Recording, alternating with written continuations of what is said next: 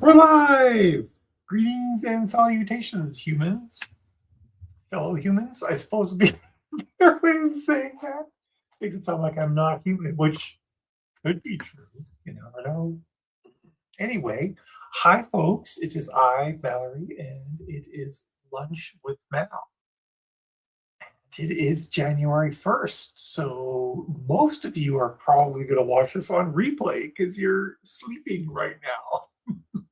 Actually, at our age, I'm pretty sure most people go to bed well before midnight. I say our age as if we're all the same age, which is probably not true.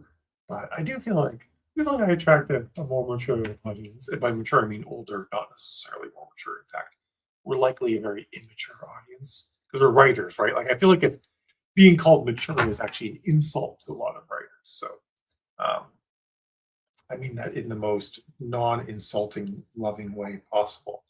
I need something to fiddle with on this call because I have to fiddle on all calls or streams or whatever because if I don't, I'll start chewing my fingers or something like that. That's embarrassing to do on camera.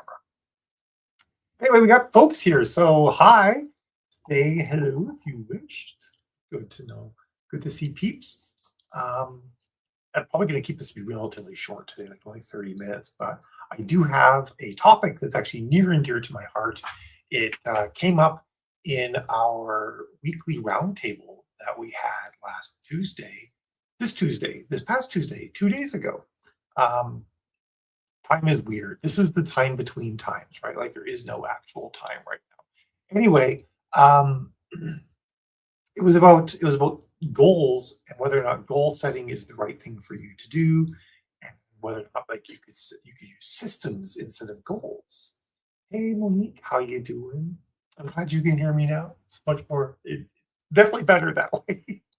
um, and also I say that not saying that you shouldn't have goals, but sort of like what in what ways will goals versus systems work, and we'll get into that a little bit more. But in addition, right now in Storyteller Lab, which is storytellerlab.net. Heather Hildebrand has a new classroom that she's shared with us that is actually about goal setting. And so if you're looking for ideas or inspiration for setting your goals for 2026, you can absolutely use that. Hey, Tim, happy 2026 to you too.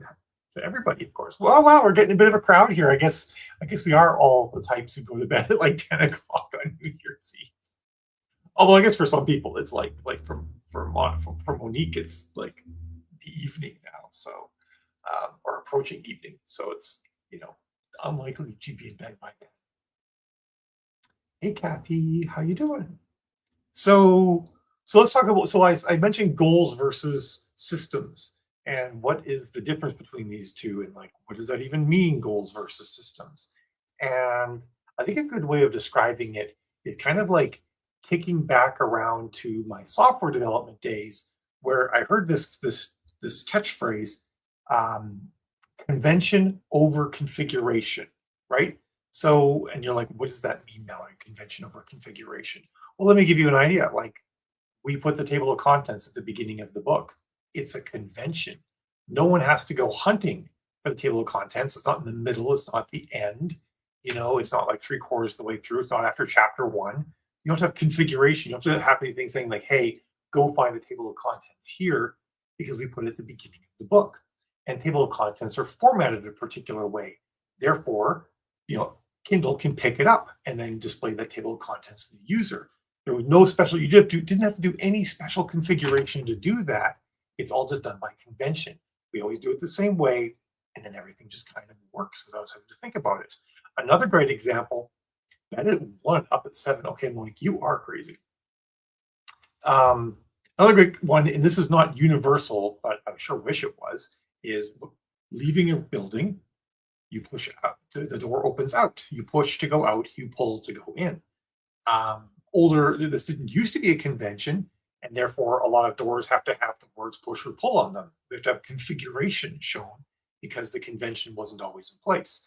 The convention is slowly taking over because, of course, the reason why is if there's a fire or an emergency where people need to get out of the building, you don't want to have people pulling at the door while people are piling up behind them. It's a safety concern. So out is push, in is pull, convention over configuration. And we this exists everywhere in our lives. Everything that just sort of makes sense or is common sense is likely that way because it's a convention that we all accept, and we don't have to do configuration. Um, where your things are in your cupboards in your kitchen is works great for you because you know it, but it's configuration. Someone else can go into your kitchen and not have a clue where to find things. Now, likely your cups are right beside the sink or something like that where you normally use them. So there is some convention, but a lot of your kitchen is configuration. And it's not easy for someone else just to dive into your kitchen, know where everything is, and start cooking. Um, Grocery stores are like halfway between them, right? Like there are certain things that are in obvious places, and dear God, some grocery stores put stuff in places, so they're like half convention, half configuration. And every time we go to a new grocery store, we sure wish there was a convention for where everything was in grocery stores. So there's some sort of background into this concept of convention versus configuration. And convention makes things easier. It streamlines processes. It makes it easier for people to adopt things, and stuff just works when we all follow the convention. Traffic lights, for example, are another fabulous convention. Hey, so throw us in Tim. Happy birthday, or happy birthday, happy New Year to you too. So when it comes to like your planning for the next year, a lot of times we set goals and we stack up all of these different goals, and we're like, cool, I'm going to do all these things. I don't have a plan for how I'm going to do these things, but surely there's enough time between now and then that I can probably pull it off. And if you're like most people, you're probably really bad at estimating how much time it actually takes you to do things, um, which is like a whole separate problem. And also one that I feel to a certain extent was well solved in my software development years, where we would take a project. We would break it down into stories, and the stories in software development, the stories are all like as a user, as an administrator, as an ops person who has to maintain this software. So it would always start with like the person, and you say like, I need to be able to do X, Y, Z so that X, Y, A, B, C can happen, or something like that. Like we had these stories, and then you would size the stories, and you're like, well, we need a logging system. You're like, that's not a story, that's an epic, right? And then you're like, okay, well, now we take this epic, we have to break down a logging system that logs events into stories. Um, and Sorry, conversation interrupted behind me and confused me. Um, so we would then size them, and the sizes, every team has different sizing that they do, but sizes would go in between one, and the size of one could take you like 5 minutes, all the way up to like a size of, I think our biggest size we would run was like 12 or something like that. And 12 is going to take you 2 solid weeks of work to do. And so that's how we estimated time. We would sort of like, we would size things by effort and by complexity, and then we would say like, okay, as a team, we traditionally get this much stuff done in a 2 week period. And we would go look at like all of our history and be like, okay, on average, a team of 6 people, we did 70 points worth of stuff. And so that worked. We was like, okay, so that means our point load for 2 weeks can't be more than 70. And we would sign, sorry, Tim. I apologize for triggering you right now on your day off. But we would use that to gauge effort. Now, I'm not saying that you need to start using Scrum or Agile, which are on software, and are related to Kanban, which many people in the writing community are kind of familiar with. I'm not saying you need to start doing that, but you do really need to sit down and like look at um, how much writing you can actually get done, how much time a launch takes you, and like really be brutally honest with yourself and determine how long it actually takes you to do things. Um, and even like, do I have more caregiver duties this year? I have a spreadsheet that in our launch plan, that came from the launch plan book, that was like, one of the questions was, how many humans do you care for? Because it could be kids, it could be partners, it could be, you could be like, I have an ailing animal that basically counts for as much care as a human. I have aging parents. That all takes time. So we need to like really be honest with ourselves how much time we have to do things, and then say like, okay, given my past life, it takes me 45 days to write a book and 30 days to revise a book, and launching a book takes me 20 days worth of effort, something like that. And then you would also go through your calendar and like, where are my vacations? When is family? When's my mom coming to visit me? Stuff like that. I really understand, you know, how much work you can actually get done in a year, and then set your goals according to that, rather than just be like, I think I can probably do 5 books this year. I did 4 fairly easily yet last year. I think I can do 5 this year. Really sit down and think about it. Or be like, 5 was way too much last year. I need to scale it back to 4. Great. But if you don't really have a plan, you don't have a good understanding of how long it takes you to do work with all the other things in your life mixed up, you could end up just like not achieving your goals. And every time you fail to achieve a goal, you feel bad, right? Um, so achieving the goals gives you wins. Wins give you dopamine hits. They motivate you to keep going forward. So breaking your work up in such a way that you get as many wins as possible is really the ideal way to roll. You want to maximize your wins and minimize scenarios where you just through poor planning set yourself up for failure. Oh, thanks, honey, for linking this lifestyle spreadsheet. I appreciate that. Um, that's awesome, Tim. Tim says all good here. Oh, that's about triggering you first, triggering him about his day job. Doing a lot of what's my process right now, and optimizing my basic writing time, my social media effort, promo process, still learning stuff. That's good. That's really good. One thing that I think, just in working with authors, that author, if you really want to like improve your production flow, I think the number one thing that authors need to focus on is honing your craft and reducing rewrites. Some people spend like 3 or 4 times more on rewrites than they do on the first draft. But if you hone your craft and you really start thinking about like, okay, I'm writing a scene, it's got these characters, it's gonna end in a big dramatic blow up or something like that. I need to basically make sure that I introduce the characters fluidly throughout the scene, make sure everybody knows who's there, set the stage where everybody is physically if necessary. And then that way, when the big blow up happens, I don't have to like pause and like describe setting and stuff like that. Or I need these things to happen, therefore these people need to be there from the get go. Um, these set pieces need to be in place. Things like that that help you streamline your writing process. The better you get at that, the closer you can get to writing a first draft, making a couple of tweaks afterwards, and handing it to your editor. That's like the number one way to improve your flow. So circling back around, goal setting requires you to know how much work you can do. Because if you don't know how much work you can do, you're going to set unrealistic goals. But the other thing is that if you just work at a goal standpoint and you're just like, I just need to get this book done, and you don't really think about like milestones or anything along the way, you're going to be in crunch mode at the end, and you're going to stress yourself out, and it's going to be hard. It's going to feel great when you're done, but the process of getting there isn't going to feel great. And I think most authors are neurodivergent. I think this is just some sort of like quirk of one of the other, either authorship or neurodivergency, that makes the other one a requirement almost. But we do really well if you have ADHD, you do really well with the stress trigger. I think everybody actually does well with the stress trigger. And by well, I mean you can be very productive. The problem for ADHD people, of course, is that we love being in hyperfocus. Hyperfocus is great flow state, right? Like we can just nail it and get so much work done. And the best way to trigger flow state, stress. Use the stress trigger to trigger flow state, and then you get the work done in some sort of Herculean effort at the last minute, and you get a huge dopamine hit, and it feels great. The problem is that you can't do that forever. It's brutal. It burns you out. It's not fun for people who are around you to have to deal with. It's not fun for you really to have to deal with. It's not great for your body. All those sorts of things. So you got the goal, you know how much effort it's going to take you to do it, and you need to break it down into smaller chunks, and you need to use a system for those sorts of things. Getting the work done has to be a system where you're like, hey, I'm going to write X amount of hours every day. And I'm going to facilitate this by making sure I have a distraction-free space to do it in.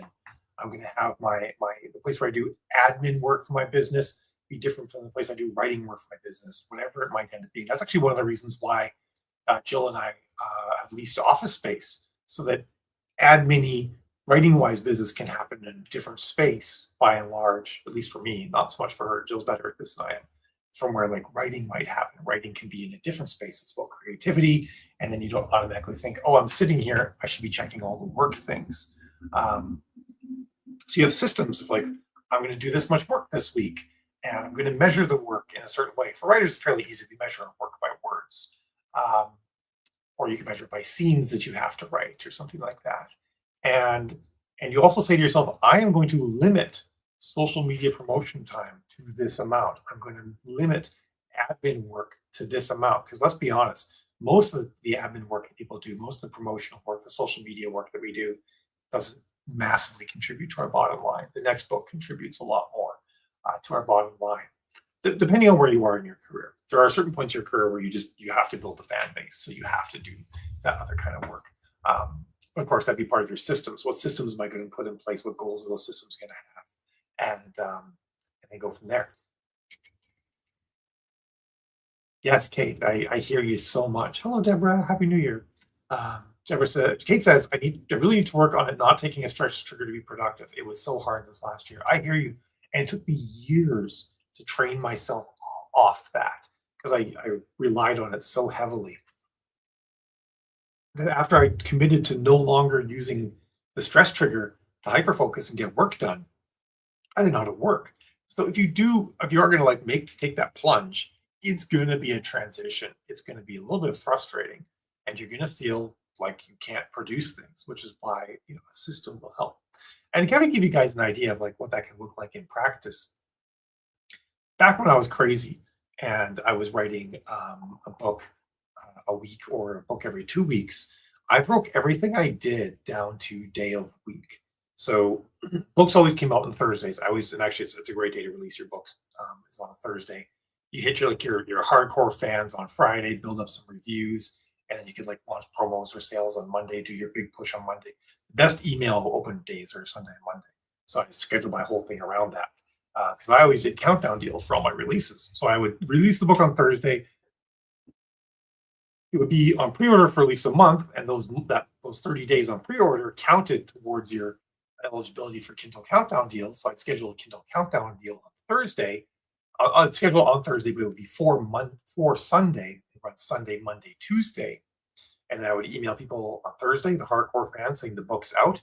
Sunday, I'd email everybody, say like, "Hey, the book's on sale," and they all knew that I would run sales. People who were on fixed incomes and whatnot could take advantage of that. Tuesday, I'd say sale ends today. Next book comes out on Thursday. Here's what it is, and I would have these systems in place, and it was just very easy to get everything rolling.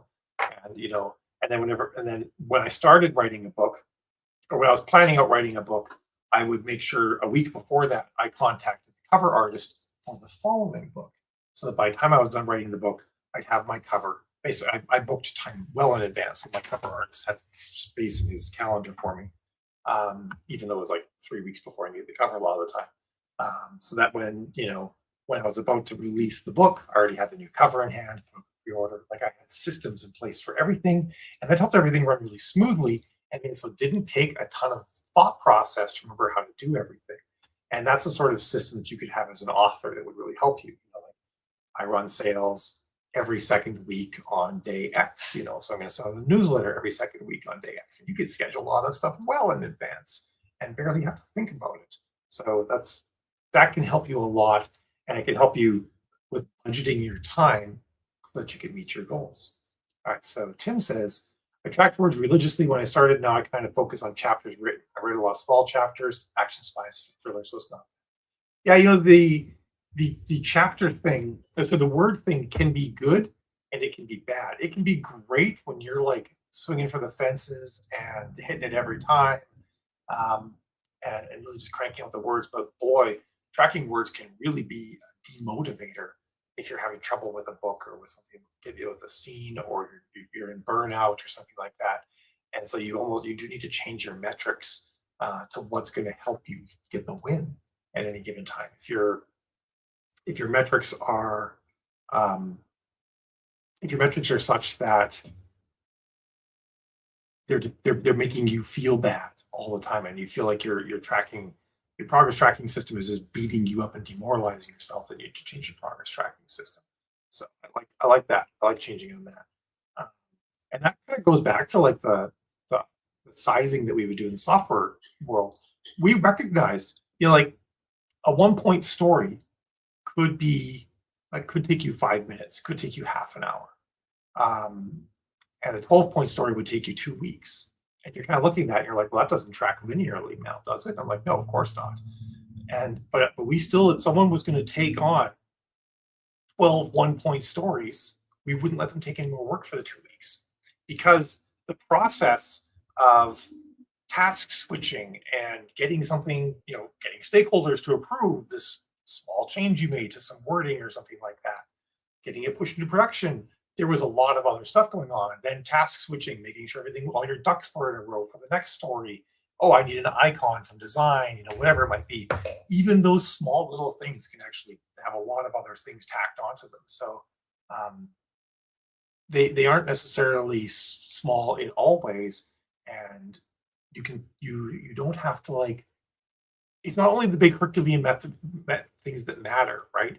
And a lot of small things that on their own take a minuscule amount of time add up. They are not the sum of their parts. They're like a multiple of their parts.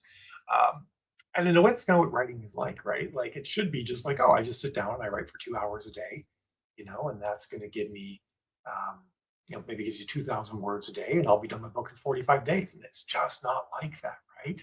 It doesn't work that well. Sometimes it does, but it doesn't always work that well. Tim says, been reading your books while you went through that transition. I can recognize when you went through it from when the books came out. Yeah, you can. You totally can, Tim. Uh, Other Tim Gallo says, when I started, I had a calendar, a smiley face stamp. I forced myself to write 5 hours a day. When I was done, I stamped my calendar in a happy face. 3 months later, I had a good habit. Yeah, that is a good habit too. And I say to people too, if you really want to, like, move, maintain progress in getting a book done, write every day. Even if it's just a sentence, even if your writing every day involves reading the chapter you wrote last time and making some tweaks, be in the story every day. Because if you take too long a break, you'll forget stuff, and then that's where the revisions start to creep in, and the whole process just starts to get exponentially longer. I'm curious if anybody on it right now has any systems that they use for organizing their work, helping get things done, that they use to make sure that they're sort of always moving forward, always making progress. Not necessarily focused on a big goal, but just sort of like business-wide career progress. Or if you don't, and you think you want to get something like that, then I'll stick around, because I'll probably be talking about this a bunch more through the next few lunch with Mel's. I'm still kind of shocked by how many people are here today. There's like 20, 25 people across all the different places. I thought you'd all be sleeping. I woke up just in time to celebrate New Year's with everybody in Alaska, which means it was around 2 in the morning. And I really didn't fall back to sleep after that. So I'm kind of like running on fumes today, but still wanted to do this. And I still have to go work on painting the office that Jill and I are leasing. I'm getting pretty close to being done. I took the 2 weeks before leading to Christmas off, though. Spend more time with the fam and whatnot. But I want to get that done so we can move in there. And then you'll see me like streaming from one of like 2 or 3 new locations, because we're going to have like different sort of studio rooms in there. It's going to be pretty sweet. Kate says, I don't have systems and I need it. And hello, Lainey. Dora says, it'd be nice if creativity could work like systems. I love it. I love systems because then I don't have to make decisions daily. I can set everything up ahead and not think about decision fatigue. Yeah, this is a really good point. And I do agree. I recognize that creativity, tapping the muse, as I think a lot of people say when they're sort of getting started, when you're relying solely on inspiration to write, it doesn't just happen all the time. Although the more you do it, the more it becomes like just turning a faucet on and off, and then you can just write. But one of the things I think is really important that Dora said there was she mentioned decision fatigue, which is a real thing. Making decisions is actually like a physically exhausting thing. And as writers, we actually make decisions for our characters all the time. And for our brains, the effort and the load isn't really any different. We were actually making those decisions, for real life. So systems are great in that, they can take load off, and free you up for the decision making you have to do in the writing, versus having to make all these, administrative and business decisions all the time, or even household decisions. One of the Jill, I don't have anything like this right now. But one of the best things we did for a while was hiring cleaners, because just that load, and the interruptive nature of house cleaning work took up so much of our time that it was actually, from a time management productivity perspective, it was significantly more cost effective to hire someone else to clean the house. Plus, the cool thing about someone else cleaning your house is the whole thing's clean at once. When we clean our houses, generally, as people living in them, we clean them like one room at a time. The house is never clean everywhere. And it's super cool to have a house that's clean everywhere. Dora, full time teacher is your day job. Yeah, you just live in decision fatigue. Then that's uh, that's a decision heavy job if ever there was one, for sure.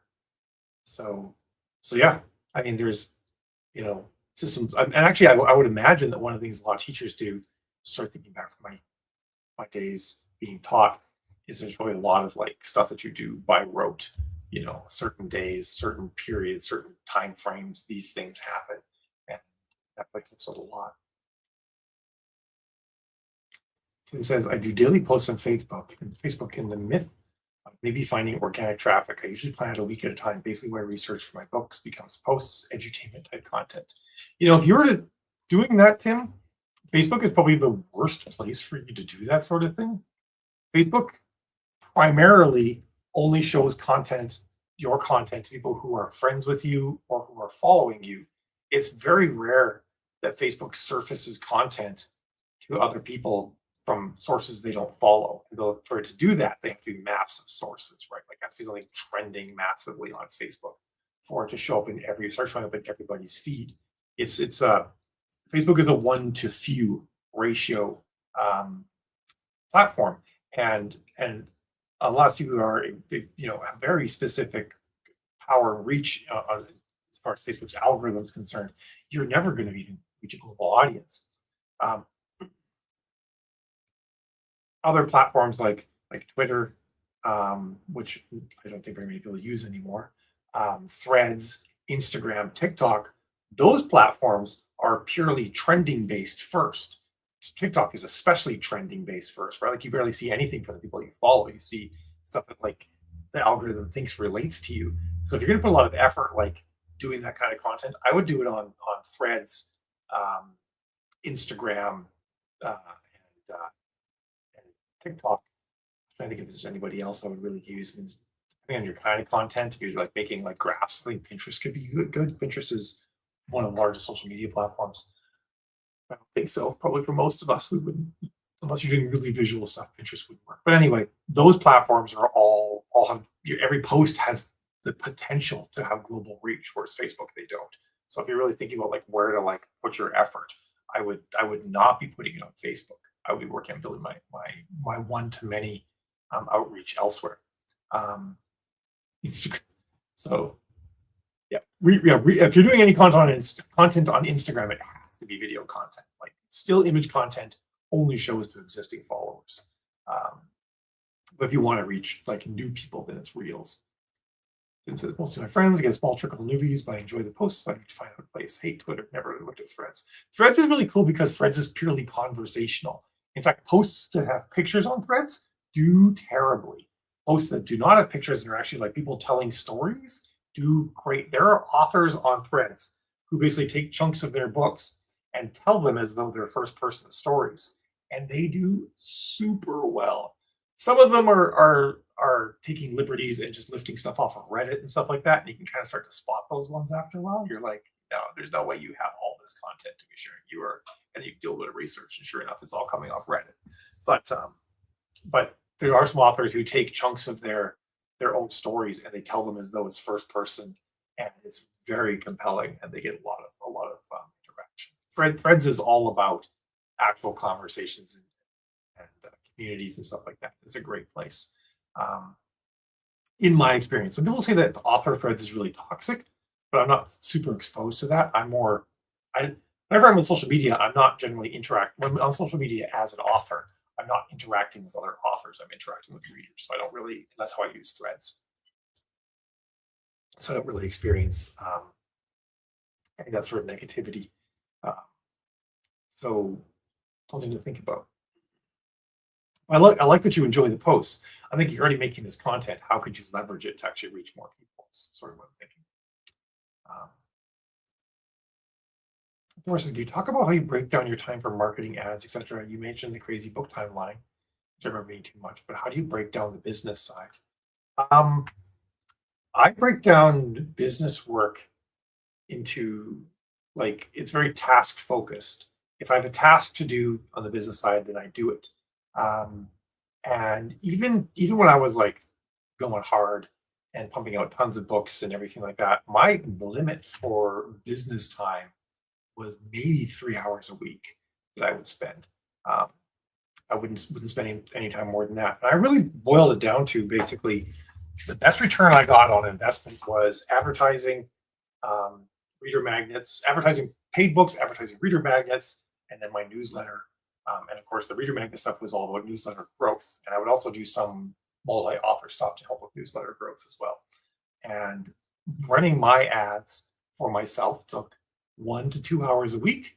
And once I wrote my reader magnets, then that just ran like clockwork. And the time, the 2 hours a week of ad time was enough to handle it. And then it was my newsletters. And my newsletters were fairly, like, I had a framework, a template I used every single time. And I sort of just wrote like a couple of paragraphs. So it was maybe at most, if I was running a bunch of sales, at most 2 hours a week for newsletters, but they typically got them down in 1 hour a week because I really worked out like what was actually giving me a return. I use the 80-20 rule, right? Like 20% of your effort is giving you 80% of your results, and 80% of your effort is giving you 20% of your results. So what are those things in that 80% camp? They really aren't doing much for you. And I just stripped them all out. Uh, but it is also a lot of discipline, right? Like social media is easy to get sucked into. And so I made sure I did things to limit how easy it was to get sucked into social media, by limiting the times of day when I could do it. Um, and then also, I chat on Facebook Messenger a lot, but I never actually go to Facebook to do that because Facebook is dangerous, right? The little messenger box is down in the corner, and everything else is this feed that's trying to pull your attention away with 1,000 different things. So I use messenger.com, which is just Messenger, and you don't have all the other distractions from Facebook floating around. Uh, my phone is always on do not disturb, always on do not disturb.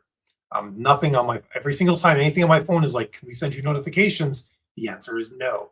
If I want to find out something, I will check that app. I never have any apps reach out to me. The same thing on Windows, on my computer. My computer is always in do not disturb mode because our technology is built to like try and pull our attention and get us to pay attention to it, and I need to pay attention to my work.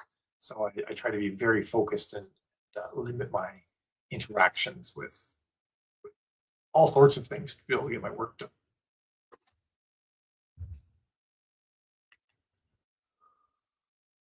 So Tim says, "Oh, look at Threads then. It's owned by Meta, so I'm guessing you use Meta Business Manager to post there." I don't know if you can use Meta Business Manager to post there yet. I haven't actually. I like working in the app directly. Um, I feel like to leverage an app, you have to be a user of the app to sort of understand the kind of content people are looking for and whatnot. So I tend to post directly in apps, and you can do it. You can use Threads via like a web page, just like Instagram.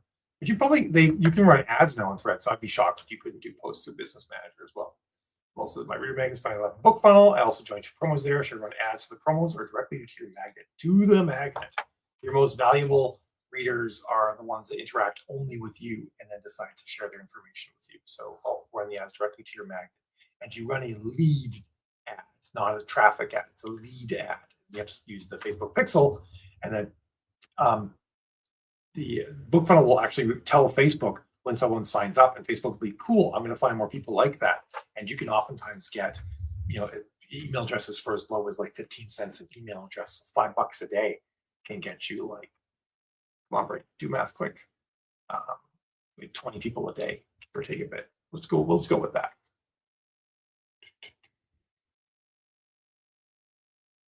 You used to be able to. You're talking about Threads specifically. I'm not sure. I'm on Discord. Mainly to talk to my fans, though. That's the only thing I really use Discord for, is talking to readers. which is fun and uplifting. It makes me feel good. Kate says, my magnet ads are doing really well. So glad I finally did that. Awesome. Yeah. I tell you, magnets are the best. And even if you don't get somebody to actually move on into book one right away, once they're on your newsletter, you can, if you've got another book that's going to grab their attention and pull them in, or maybe if you offer run a sale, or you just remind them about it at some point, that they'll go for it. But the great thing is it costs you 15 cents to get them on your newsletter list, and likely like maybe another 15 cents over the course of a few years to keep them there, versus having to reach them every time with fresh advertising, which could cost you 30 to 50 cents, to get a click out of them or something like that. Probably not 50 cents, but it could be that high depending on what you're doing. So yeah, it's such a cost-effective way to manage that sort of thing. And with Facebook's algorithm changes, talked before about how there's like a funnel, a sales funnel that sort of exists. It's very common parlance in sales, and just sort of like awareness advertising or just getting people to click on a thing is up at the top of the funnel, and then you start to winnow down the results until you get people who are actually going to purchase. And the further the event is down the funnel, the more valuable it is in identifying, is this person an actual customer or not. And leads are mid funnel, whereas traffic ads are almost top of funnel. So when you run lead ads on Facebook, Facebook's like, wow, these people actually like filled out a lead form of some sort for this particular business. So I'm going to treat that audience segment as like a core, this is their audience kind of thing, over and above like the audiences that maybe are engaging in traffic ads. So it really helps to tune Facebook to understand who your audience really is, because they're like, well, I got all these people just clicking, but these people are engaging. They're actually like doing a thing. They're filling out a form. So I'm going to be like, I know that's the core audience. And that way, if a particular ad appeals to this offset of people that really aren't your core audience and they click like crazy, it won't screw everything up. Facebook will be like, well, that's interesting that those people are clicking a bunch, but this is the core audience. And I know that because they're filling out lead ads. So they're filling out forms on lead ads. So it's a great way to tune the algorithm and help Facebook find the right people more and more for your ads. I went longer than I thought I was going to go today, which reminds me, I have to restart my lead ads. I killed them all off a couple months ago because I was working on some rewrites to my lead stories, just sort of tuning them up and whatnot. And I need to fire that all back up again. And then one of my co-authors reached out to me. I might have mentioned this at previous lunch with Mal a couple of weeks ago, and he'd been through the ringer lately in life. And we were on book 8 book 9. We'd done 9 books in what was going to be an 11 or 12 book series. And it kind of hung there for a couple of years, but he actually wrote the next book, and he's like, I don't even know if you want to publish this, but I just needed to write it. I'm like, hell yes, I want to publish this. So I've been reading that. It's been a really good read. I don't know where we're going with that, but oh yeah, that's why I haven't launched the ads. They relaunched my ads for my reader magnets. Tim said, I've heard you say it's good to target $5 a day for ads. Would $1 a day give any real value to? $1 a day is not going to get you anywhere with ads. I don't even know if Facebook will let you run ads at $1 a day. I think their minimum is $3 that they'll let you spend.